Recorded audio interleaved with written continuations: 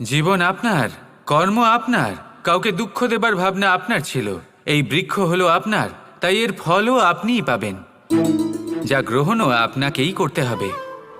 মনে রাখবেন, যে মানুষ এটা ভাবে যে আমি ওকে দুঃখ দেব, ওকে কষ্ট দিতে চাই আমি, সেই মানুষই দুঃখ আর কষ্ট পেয়ে থাকে।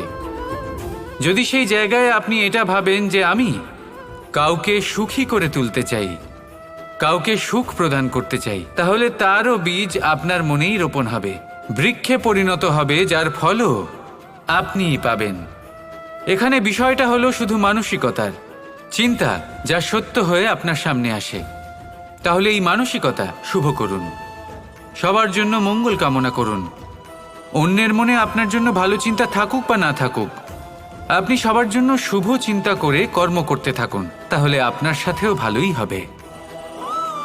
তাহলে আসুন আর আমার